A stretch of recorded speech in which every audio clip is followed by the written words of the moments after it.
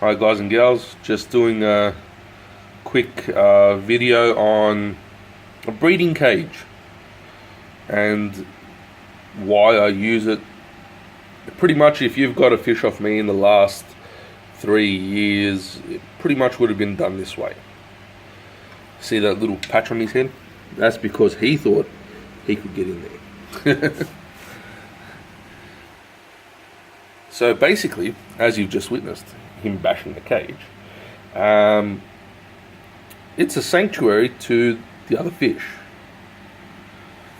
If there's any sort of aggression from one fish or the other, the female can escape to the cage.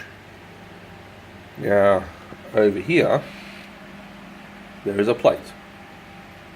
Now, the reason that the plate is not in there is so the male can get to the plate. It is also so the female does not think that she can lay in there away from the male and create issues in a way. So if a female wants to lay inside the cage, that'll cause a lot of anxiety and stress on the male fish, because he'll be trying to get in, basically. Now, this isn't a foolproof method or anything like that. It's a good method. It's not 100% success ratio or anything like that, but it has worked for me in the past 3 years. Okay, so basically what we do here is you put the female inside the cage. Now you see there's holes. The holes are cut just big enough for her to get out. And as she grows, or you'd make bigger holes, obviously. What I will say is, as you can see the patch on his head, make sure there are no little plastic burrs or stuff like that on the cage. Otherwise, stuff like that can happen. All right, you want it to be as smooth as possible on the entrances and stuff like that. As you can see, that one's not the best. I haven't taken it out. He just did that to himself yesterday. But basically, it's a sanctuary where she can hide, but it's also, how can I put it? It's more of a safe zone. Okay, she knows she can't get hurt in there. She feels safe. But also, while she's getting used to the male, she'll come in and out of that cage as she pleases, and eventually everything will be fine, and she will come over here to this plate and do us the honors of laying. Sorry, I turned off my air filter because it makes a lot of noise. Now, to address some things in this video that some people will ask, why is there no air? I just turned it off because my aerator sounds like a plane taking off. So the water is grimy. Yes, it is, because it's the method I use. I let the water get a bit funky.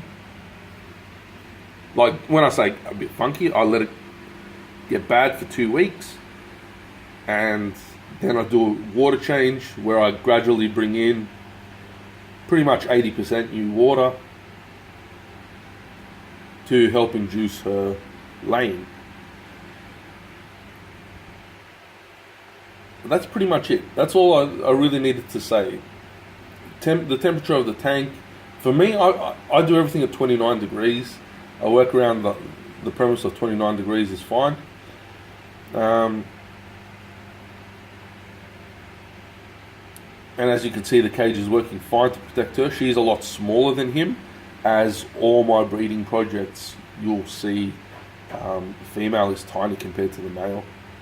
Pretty much, if she is 3/4 of his size, she will not get put in with my male.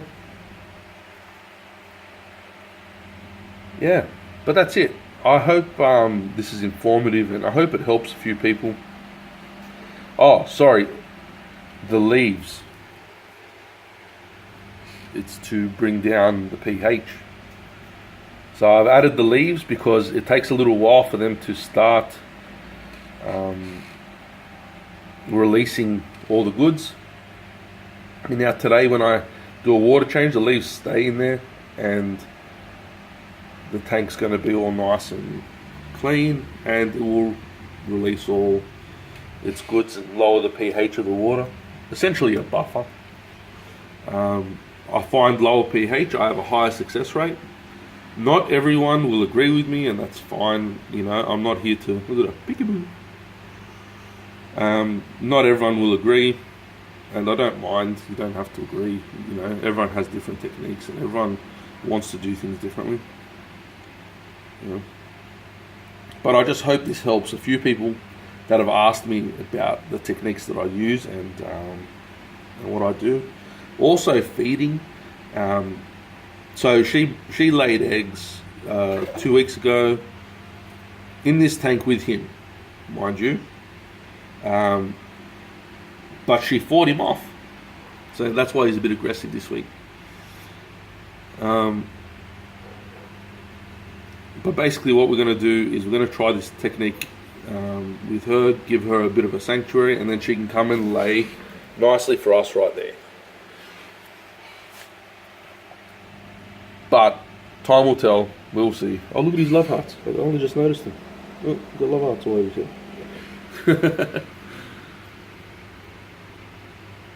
So yeah, let's try this out this week. I'll let you know how it goes. Last time I did this method with a different girl, just had Precious and Ragnar and all them. It's been a while since I've bred a batch that I've needed to use the cage, but if they are aggressive, I will bring them in and use them. And there's where it helps.